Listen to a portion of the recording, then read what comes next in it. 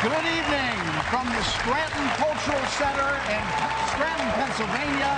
Tonight, the battle for the White House comes to the Keystone State. Good evening. I'm Bret, Baier. And I'm MacCallum. Great to be here tonight. Pennsylvania, of course, was critical in securing President Trump's victory in 2016, and it is a state that he may need again this November. This comes as the Democratic field, hoping to challenge him, is narrowing. Only two major candidates remain, former Vice President Joe Biden and Vermont Senator Bernie Sanders. President Trump has already held rallies across the country, touting record jobs, new trade deals, and an overall strong economy. So, will that message resonate here as he looks to become the first Republican since Ronald Reagan to win Pennsylvania twice? Ladies and gentlemen, President Donald Trump.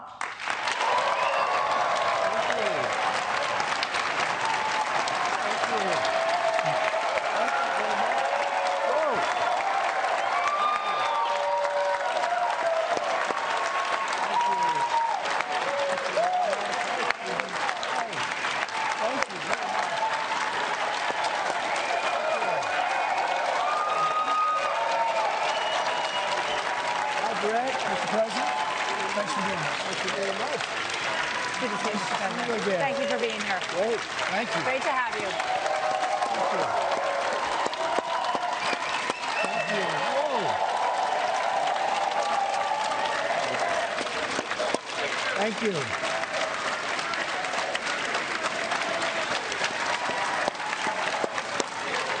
So great. Well, you got a great crowd Nice here. audience. Nice crowd. Terrific crowd here tonight. Thank you so much, everybody. We'd love to get to a lot of questions tonight, and there are a lot of good questions from residents here in Scranton who want to talk about big issues. So we're going to jump right in with the first questioner from our audience. Thank you again, Mr. President, for being here tonight. Thank you very much. Catherine Pugh is joining us. She is an undecided voter, and she has a question for President Trump. Catherine? Mr. President, at the outset of the coronavirus, your administration's response seemed to some as being confusing or minimizing. What plans are being considered on a federal level for the possibility of a long-term disruption from the novel coronavirus? Well, actually, we're giving, I think, really given tremendous marks. You look at Gallup poll, you look at other polls for the way we've handled it. And one of the things I did is I closed down the borders to China and to other areas that are very badly affected and really having a lot of troubles. I mean, countries and areas of countries that have had a lot of problem. And I closed them down very early against the advice of almost everybody, and we've been given rave reviews.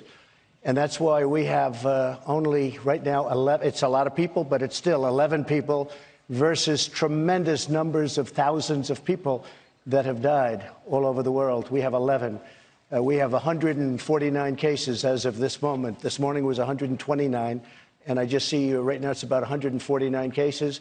There are 100,000 cases all over the world.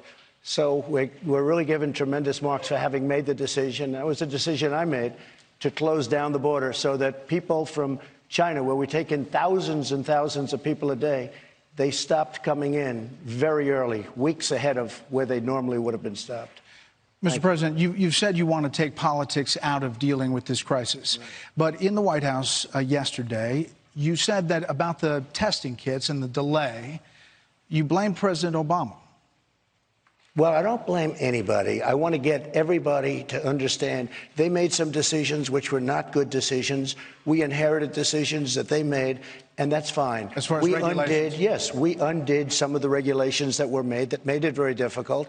But I'm not blaming anybody. It just seems that the Democrats, some of them, I must say, and you know it better than anybody, Bret, it's become much better. But some of the Democrats have said, no matter what, if we found a cure and everybody's better tomorrow morning at 9 o'clock, they would say he's done a terrible job. It's just automatic. How is the president doing? Oh, terrible, terrible.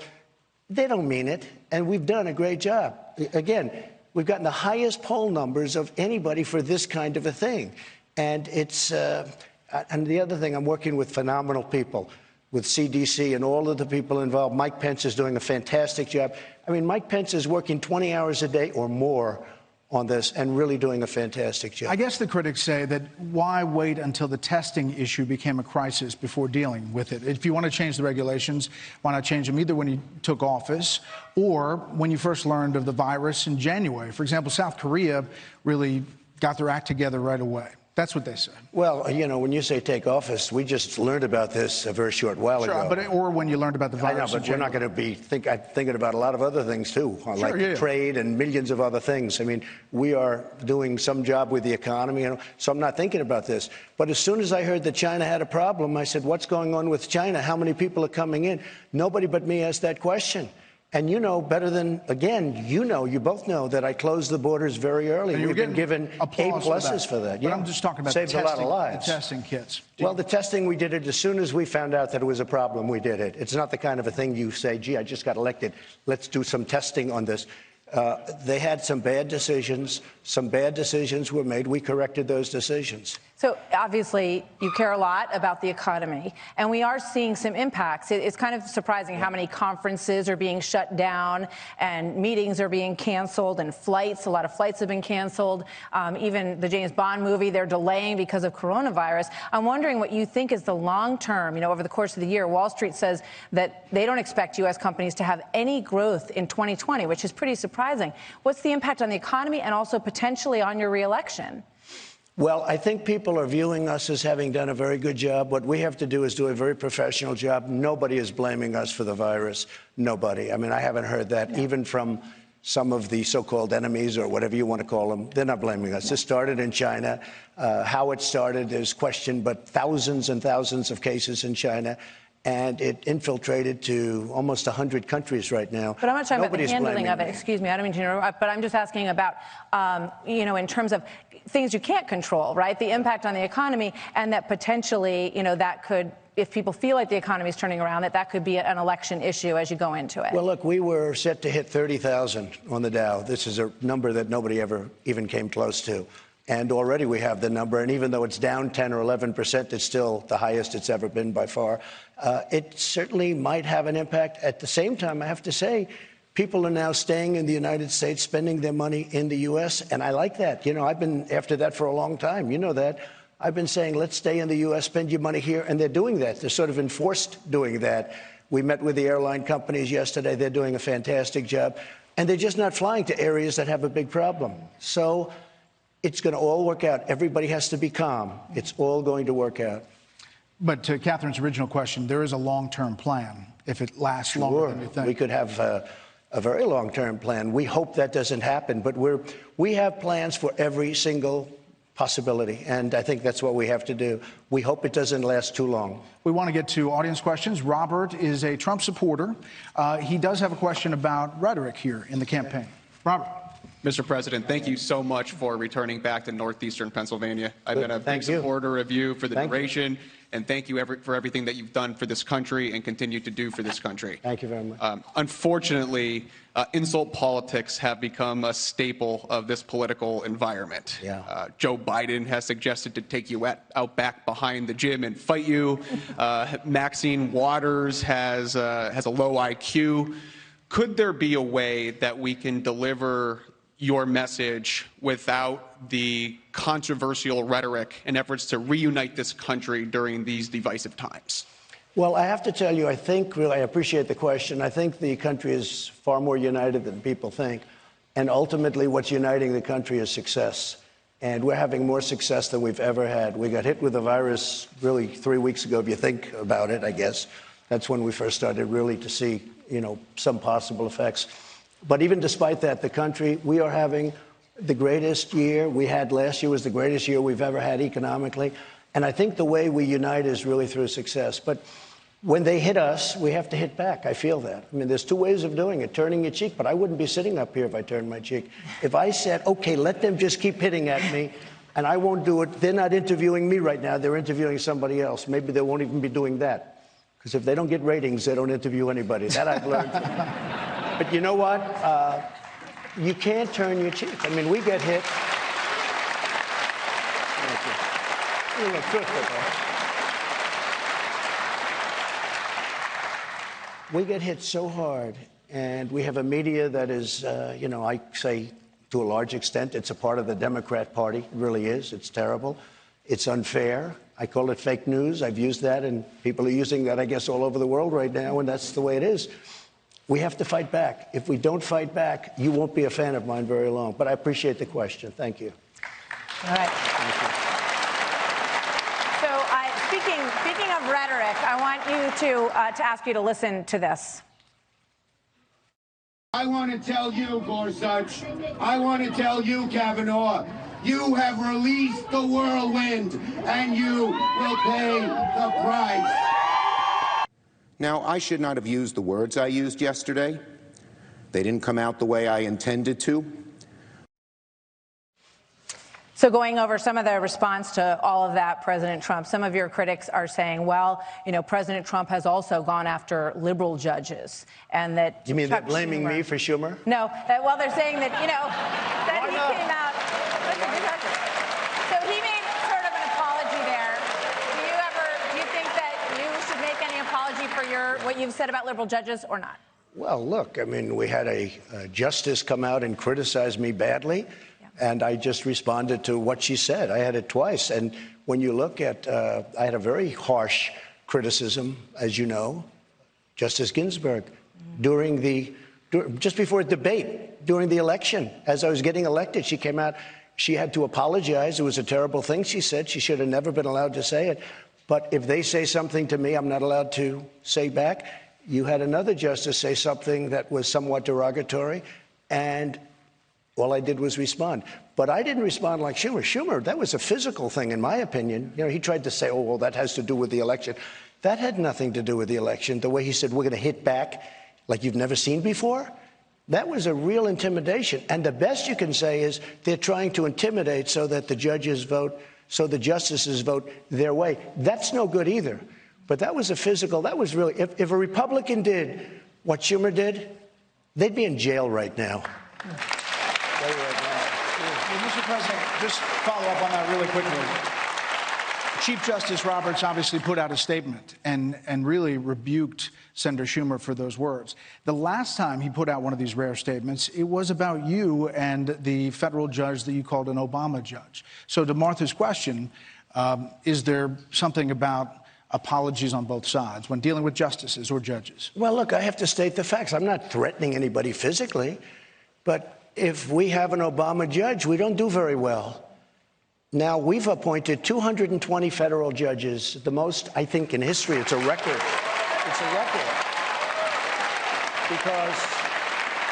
Because number one, Mitch McConnell did a great job, and the Republicans did a great job. But the bottom line is President Obama gave me 142 openings when I first got there. Normally, you would have, there's never been anything like that.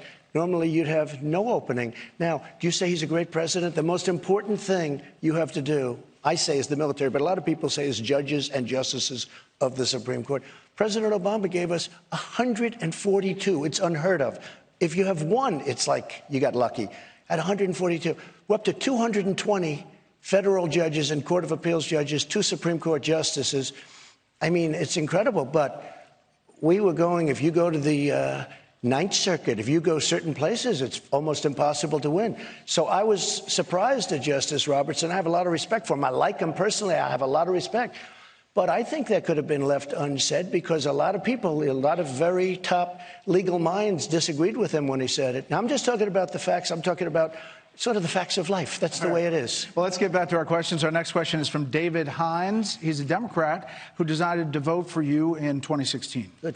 Thanks. Mr. President, welcome back to Scranton. Thank you, David. Everyone supports protecting the environment, but the EPA seems too focused on complex regulations, fines, fees, and lawsuits. What can you do to lead the EPA to focus more on proactive compliance instead of punitive enforcement to protect the environment? David, I love the question because our EPA is much different. We're very tough, but we get things done, and we're taking regulations off like nobody's ever seen. And I say very simply, I want to have the cleanest air on the planet. I want to have the most crystal clear, beautiful water on the planet. And our conditions now are much better than they were 3 years ago. But you know very well, David, because you're into the world of regulation. I think it was maybe one of the biggest things we've done. I've cut regulations more than any president, whether they're 8 years, 4 years, or in one case, quite a bit more than 8 years. I cut more than any other president in the history of our country, and I did it in less than 3 years. So it's a great question. The EPA was, this is why I was able to get the country going, because so many jobs were stopped. by not only EPA, so many other agencies, where you'd have to go get 11 different permits for essentially the same thing. I opened up LNG plants in Louisiana where they were for years, for 10, 12, 14 years and longer, trying to get permits. They couldn't get permits.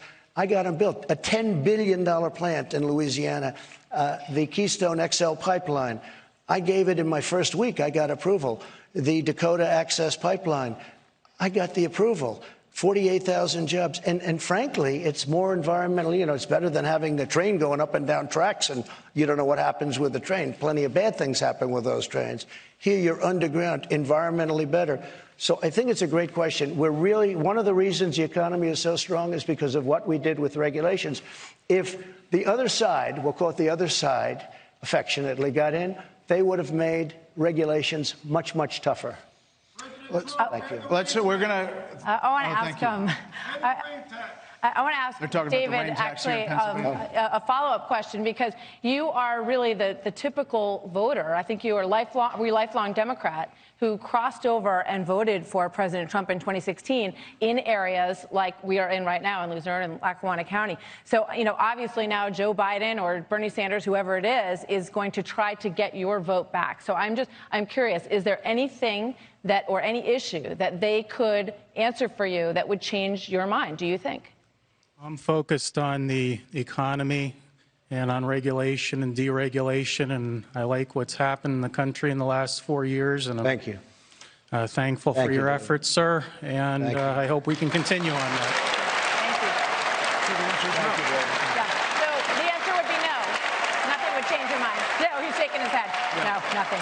I think they thought you were going to give them a different answer. No, I wanted to hear, because I do think it's very... That sounded like a setup question. No. But David, you're my man. I wanted... You know what? That's not true. I said I'm very interested in this voter, because we want to know what, you know, how voters like you are going to vote next time around, because we love to follow the story of the movement of the electoral. And I think it's fascinating that you answered as you did. Well, Martha, this area of Pennsylvania and Pennsylvania itself has the best numbers it's ever had. It's got the best economy it's ever had, has the best unemployment numbers it's ever had. And Scranton has the lowest and best unemployment numbers and employment numbers, too, that they've ever had by far. So, you know, we're very happy about the job. The people in Pennsylvania, they're very happy with the job. You know, it was 30 years since a Republican won Pennsylvania. And based on results, I think we'll win it again very easily. Yeah. I mentioned President Trump. I mentioned Joe Biden and Bernie Sanders because Elizabeth Warren dropped out today. And I want to know what your reaction to that was. Well, look, if she's a true progressive, which probably she is, she should have dropped out 3 days ago. Would have been a whole different race. Texas was close. She got votes. She didn't do well, but she got a lot of votes, far more than the difference. Think about Maine. Maine was almost a tie. They had to wait a day and a half before they could even call it. It was so close. She, I guess, came in third, and it was, a very distant third, but she got a lot of votes. Maine would have gone to, I think he would have gotten everything, right? Bernie Sanders would have won 5, 6, 7 states. Would have won Minnesota. Would have won at least another 2 or 3 states. So when you look at it, she did him no favors. That was not a good friendship. That was not, we started to see that during the debates, by the way. That one became unhinged. Yeah. But you know, if she would have gone out, she didn't even have to endorse him. If she just dropped out of the race without an endorsement, he would have won a tremendous number of states that he lost. You know, he lost states by not very much. And she got enough votes that it would have made a big difference. I think he would be leading by a lot right now had she not been in the race. You know, tonight you're in the boyhood home, obviously, of Joe Biden, who is sort of like a phoenix from the ashes in this Democratic race. And tonight looks likely that he could get the Democratic nomination. Now, Democrats insist that you were impeached because you were trying to damage Joe Biden. Were you? So it was a fake impeachment. We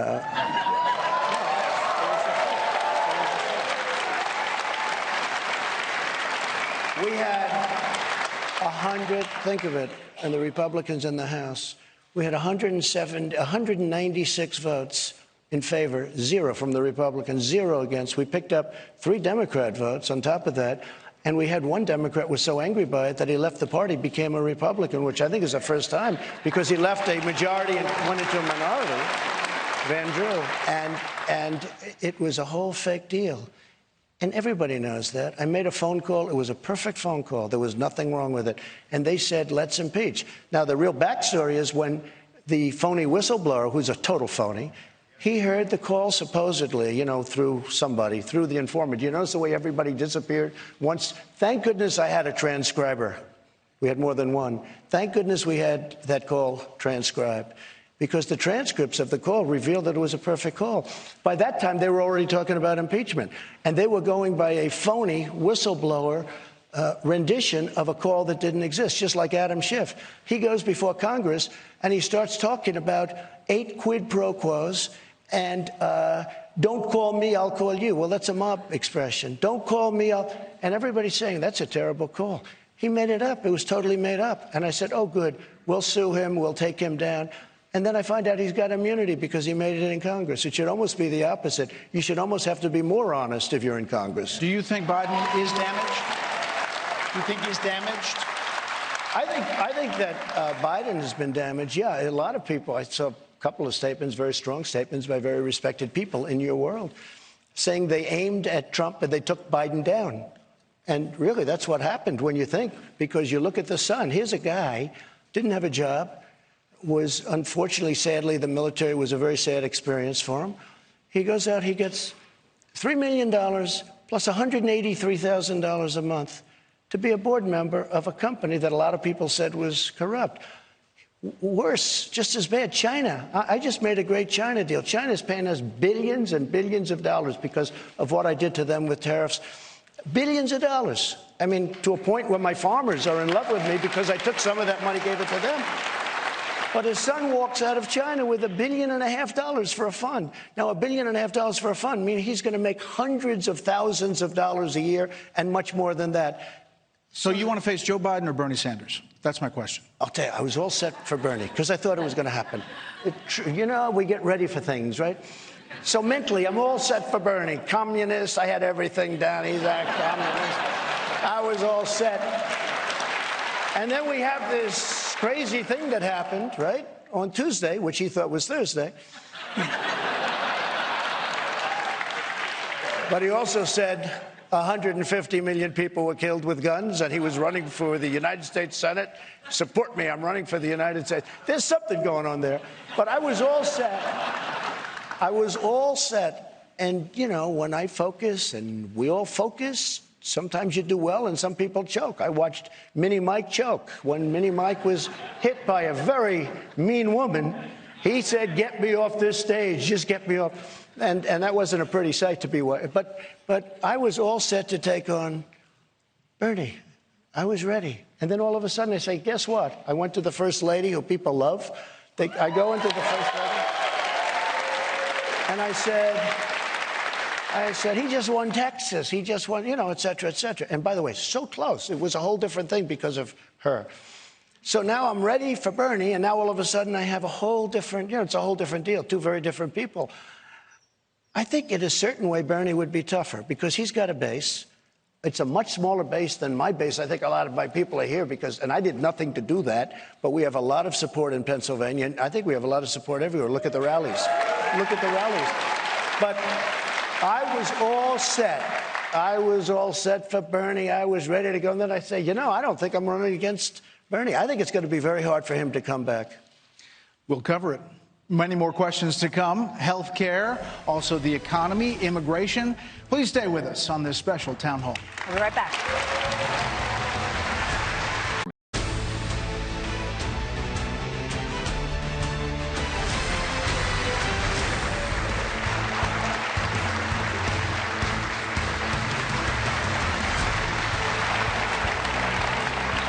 Welcome back, everybody, to our town hall with President Trump. Let's go right to Audrey, who has a question for President Trump. Audrey, right here.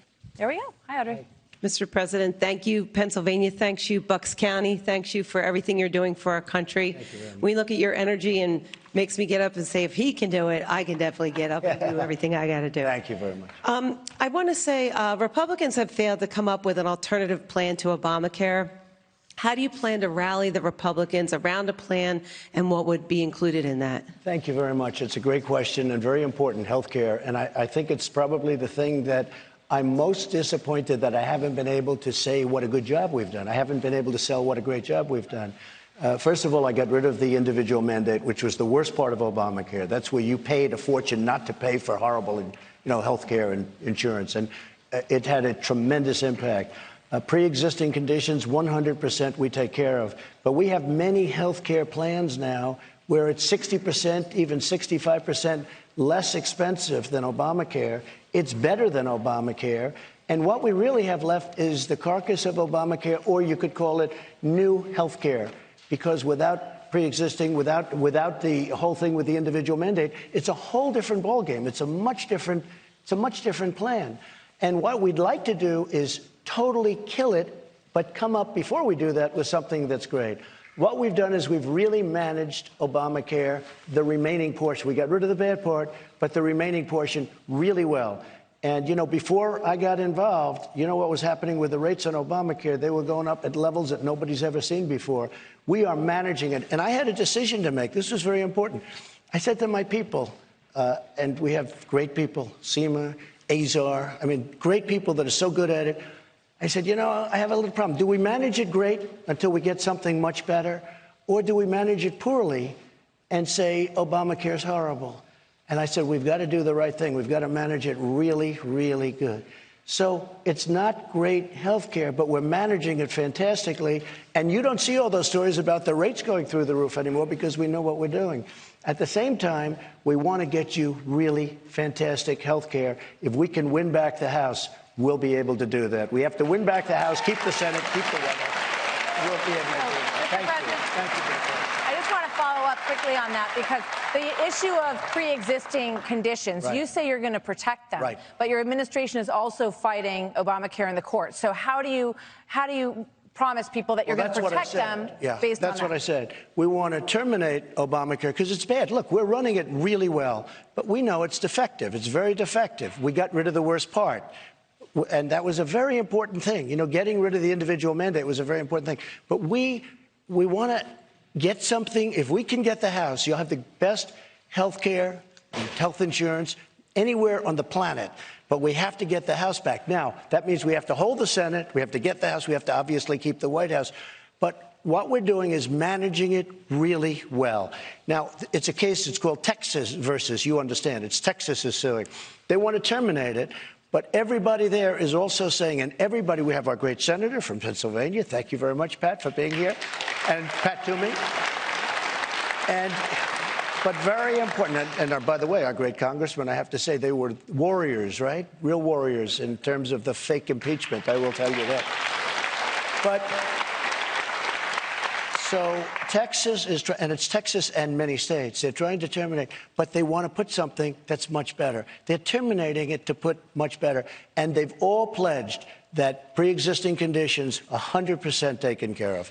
Immigration. Thanks. Next question is from Jennifer, and she has a question about this issue. Hi. Hi, thank you, Mr. President.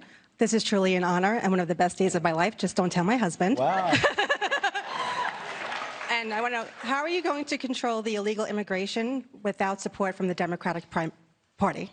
Well, it's been hard, but we've done it incredibly. It could have been. We have things called loopholes, and the loopholes are terrible, like lottery, where you give lotteries. They pick lotteries, and they have people coming into our country. We have ended catch and release. We have right now 27,000 Mexican soldiers on our border saying that, if they don't do that, we're going to have to be very tough on Mexico, and they're doing it because our soldiers aren't allowed to be there for a lot of reasons. And, we're very politically correct as a nation.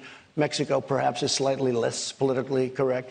And we have the best numbers that we've had in many, many months. We've had, I guess it's now 9 or 10 months where the numbers are way down, and we can keep them down. But we need the wall. And most importantly, the wall is way under construction. We're up to 129 miles already. Where we have a wall, by the way, nobody's coming through, practically nobody. We will have, by early next year, almost 500 miles of wall. And once we have that wall, it's going to stop drugs. It's going to stop big percentages of everything coming in. Okay? And we're really doing a job. And by the way, it's very important because I could have done a much less expensive version. I could have done a much easier version, but a version that people would get over very easily. You've seen the people that get caught on top. It's very high and very powerful. We are building exactly what the Border Patrol wanted. They wanted a very specific wall. You had to be able to see through it to the other side. You want to see where the people. I thought, before I got involved, I said I can build just a nice concrete plank wall, throw it up. That would be no good. It wouldn't work. We built the wall that everybody has been dreaming about in terms of law enforcement for many years. So we're at 129 miles. We'll be at 500 miles in a very short distance. It's really moving up quickly. It's a big difference. Thank you. A lot of questions, by the way, about the wall. Also, a lot of questions, Mr. President, about the national debt. Since being president, you've signed into law $4.7 trillion of debt, including $2.1 trillion of discretionary spending. Understand that you're spending on the military as well. Right. When you ran for president, at one point, you said that you would pay off the debt within 8 years. So now we're about 4 years in, and the debt is up $3.5 trillion. That's about 18%. Republicans and Democrats obviously are not talking about the national debt a lot on Capitol Hill or on the campaign trail. So I talk about it. Do you care about the national debt? I do. Very much. And I'll always talk about it because to me it's very important. Now, the good thing about the debt is we're paying very little interest, almost nothing. This is a great interest climate. In fact, I want to refinance the debt. But I had to fix the military. The military was depleted. I had to fix the military. It's one thing to say... It's one thing to say, gee, we did a good job on the debt, or gee, we did a good job in the budget, and you have people from other countries running up the White House lawn. Maybe they took over our country, but I did one hell of a job on the budget, right? No, I had to fix the military, $2.5 trillion. We had to do other things. The country, when I took it over, was in very bad shape. Remember this, President Obama he more than doubled. He put more debt on than all of the other presidents of the United States combined. Combine all the debt of every other president, and I took it over. We had $20 trillion worth of debt on the country, and actually more than that. And we had a lot of commitments for other things. And on top of it, it's one thing. You take over something and you have debt, you have a building, you have debt, but the building's fixed up. The country was a mess. We were in all these wars all over the place. But this would be a focus of a second term? Oh, absolutely. But when the trade deals kick in, now, again, we were disturbed by what's going on with the virus, but that's going to be fine, and everybody, it's going to be fine. But, that was a disturbance. But I will say this. When these trade deals kick in, and when the economy is the best economy we've ever had, it's nothing compared to what it's going to be when the trade deals kick in. But if you don't cut something in entitlements, you'll never really deal with the debt. We'll be cutting, but we're also going to have growth like you've never had before. We've never had growth like we're experiencing. We will be experiencing when they kick in. China, as an example, they didn't do anything with us. They're now spending $250 billion a year, and that's only for phase one. Phase two is going to be even more so. It's $250 billion. I just made a deal with Japan where they're paying $40 billion. They never gave us anything. All they do is sell us cars for no tax coming into the country. South Korea, I made a deal, and then I made the USMCA deal with Canada and Mexico, replacing the worst deal, which was made by the way, which was made by Joe. Okay, I didn't want to say Sleepy Joe because I want to be respected. I want to respect him. But you got it. He looks like he's going to be a candidate, and I just say, how did that happen? So, but no, Joe Biden, in all fairness, Joe Biden made a deal. NAFTA, he approved it. He was pushing it. It's the worst trade deal ever made. We're terminating NAFTA. We have the USMCA. China, if you look at what happened between China and Mexico and Canada, what they were doing to this country, how they were taking advantage of us, Canada was charging us 300% tariffs. Now we have it really in good shape. Right. Mr. President, turning to foreign policy, John Sullivan has a question. John? There you are. Hi, Mr. President. Thanks for coming to Pennsylvania tonight. So my question's, ever since you've taken office in January 2017, North Korea has been in the news, and it's on the minds of many Americans, and just like myself. So if you're elected again this year, what's your plan moving forward with what you've already done with North Korea? Sure. I don't think it's on the minds of too many Americans, to be honest with you, but it should be, okay? And it's good that it's on your mind. because it's big stuff, and they do have a lot of power, a lot of nuclear power. So I don't get credit for this, and maybe I should, maybe I shouldn't. But when I became president, I was told by President Obama, sitting in the Oval Office in probably our only meeting, essentially, that was enough for me. But I was told... And you haven't talked to him since? I was at the funeral of President Bush, sat next to him, and I said, hello, and then I said, goodbye. That's about it. No, I didn't like the job he did. I didn't like the job that he and Biden did. I didn't like the position they put us in. I didn't like what he did to our military. We didn't even have a military. Our military was so depleted. And I tell this story, and I hate to tell it because it's embarrassing, but right now we have more ammunition than we've ever had. It's all over the place. But when we were having difficulty with a certain country, remember Donald Trump is going to start a war right away. Well, here it is. We're almost 4 years out. There's been no war, and we're respected again. But I was told by a general, sir, please don't do that. Why? We have no ammunition. This is the condition we were left in. When you look at so many different problems that we were left, and with countries. But he said the biggest problem we have is North Korea. That's what you're alluding to.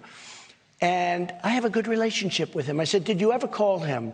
The answer is yes, he did. But I will tell you, I don't think they admit that. Maybe they do. But called many times. And Kim Jong-un did not want to talk to him. And me, he wanted to talk to. And we met in Singapore, and we met in Vietnam. And I also went to the border, the first person ever to walk over, from et cetera, et cetera.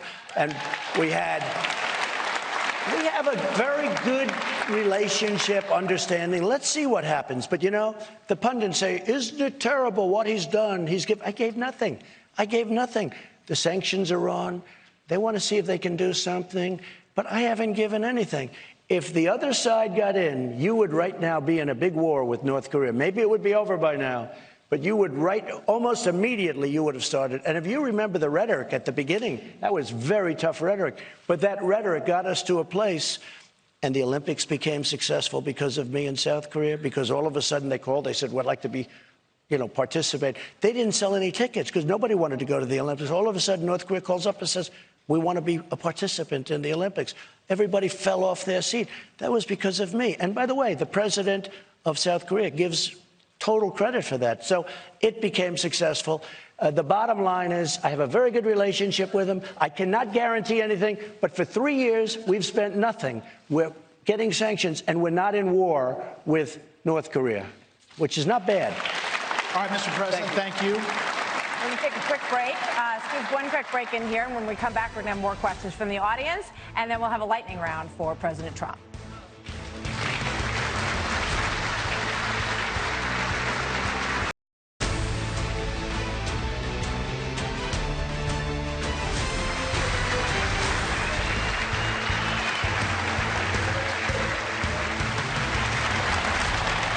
Welcome back to our town hall with President Trump in Scranton, Pennsylvania. We want to continue with foreign policy for a couple questions. You talked this week to the leader of the Taliban. I did. And you said it was a good conversation in which you said you both didn't want violence. However, on that same day, the Taliban launched some 50 attacks in Afghanistan, 40 of them in one province.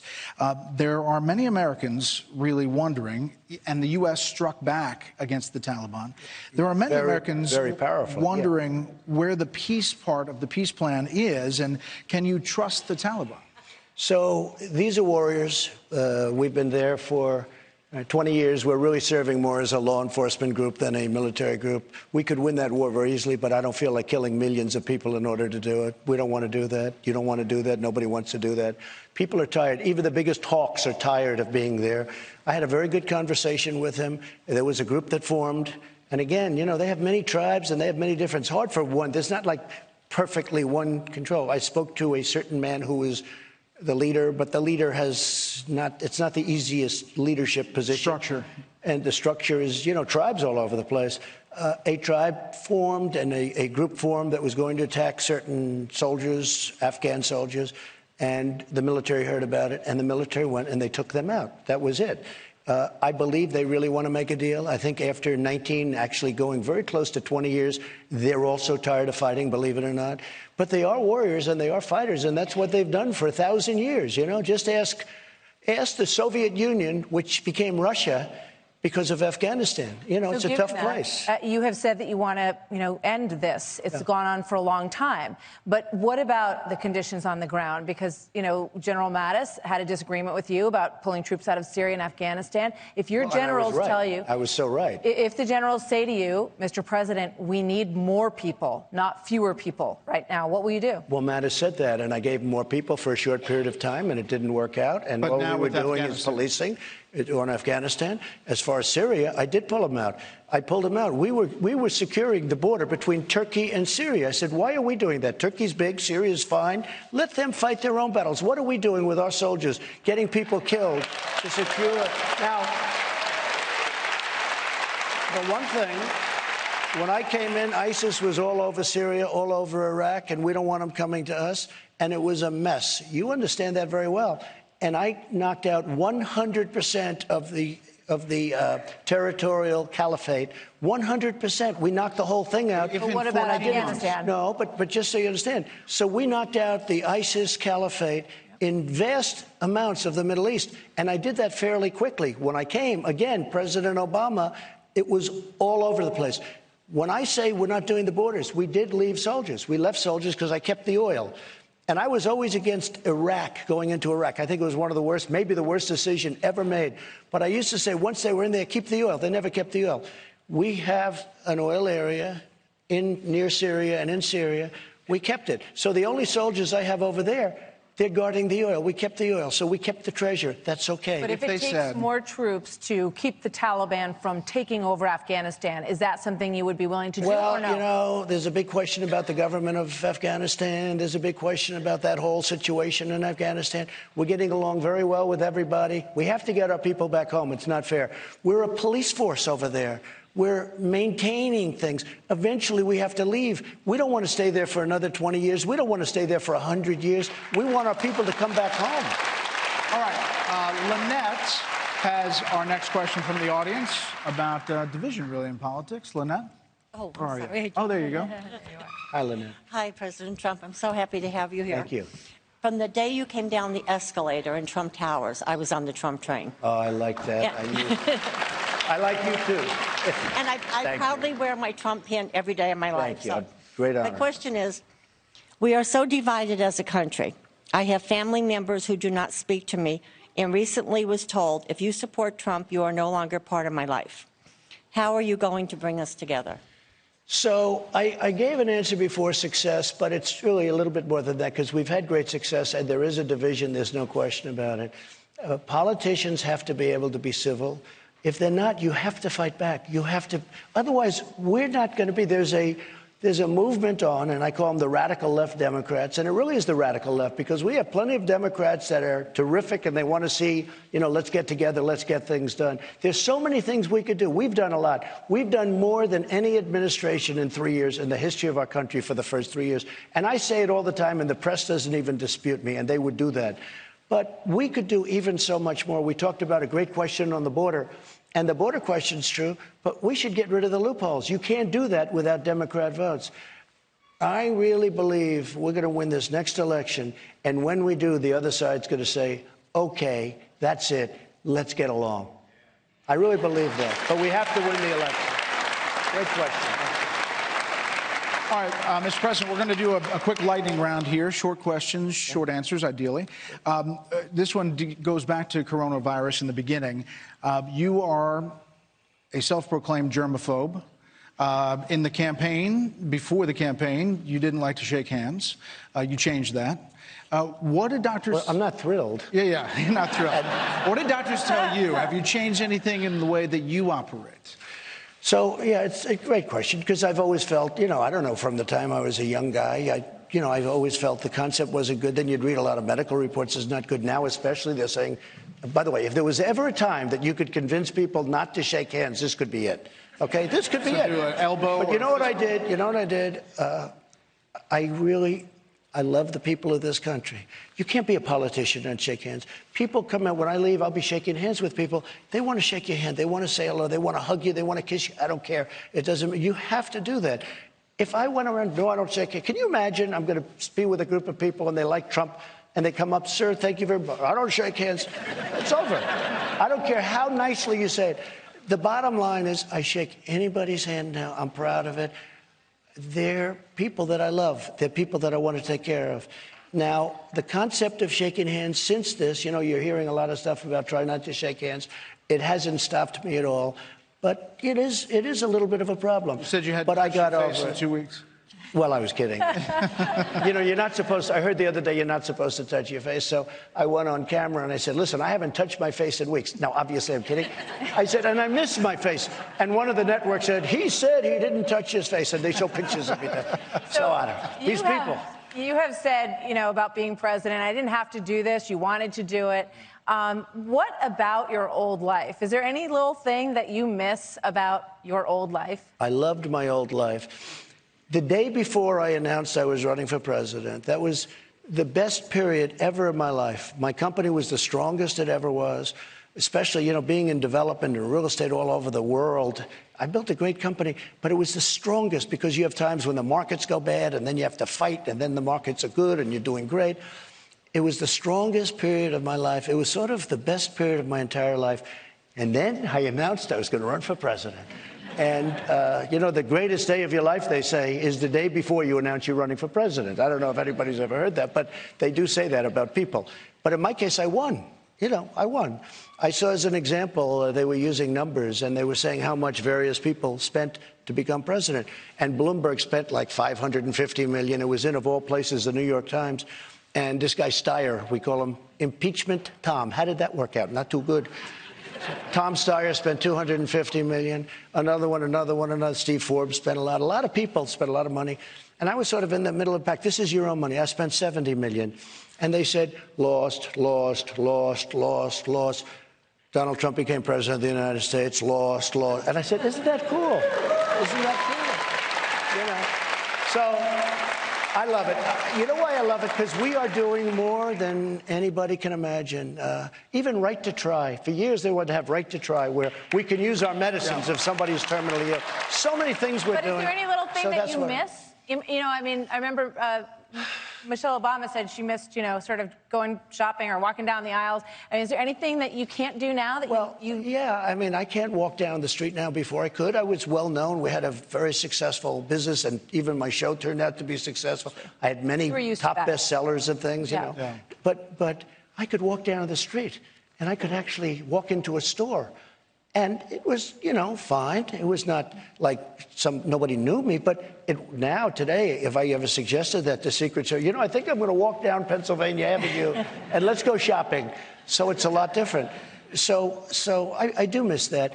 I miss that sort of free life. This is not a free life. But I love what we're doing because we're accomplishing more than anybody's ever. I'm viewing it as we're saving this country. This country was going wrong. Mr. President, very last question. Who is your closest friend in Washington? Well, I don't want to say because I have a lot of close friends. I really do. You know, I'll put everybody in the spot. I get along great with our vice president. I keep hearing I'm replacing him. He's doing a phenomenal job. He's a great guy and a loyal guy, and he works so hard. Every day I read, he's going to put this one, he's going to put that one, he's going to put... If I did, that would be a great act of disloyalty because he's been great. I speak to him a lot. But I speak to all of the senators a lot. I speak to all of the congressmen a lot. We have great people in Washington. And you have great Democrats, too. I mean, I speak to Democrats also, believe it or not. But we have great, great people in Washington, very smart people in Washington. And it's going to come together. It's going to come together. And it's going to be sooner than you think. President Trump, we thank you very much. And thank you to our audience. Thank you very much, President Trump. Good to have you here tonight. I'll be back tomorrow for a special report. Great to have you with us. Thank you very much. Martha's on the other side of the break. We're going to do the story up on the balcony right after the break. Stick around for more. Thanks, Good night, everybody. everyone. Good night, everyone. Thank you very much. Thank you very much.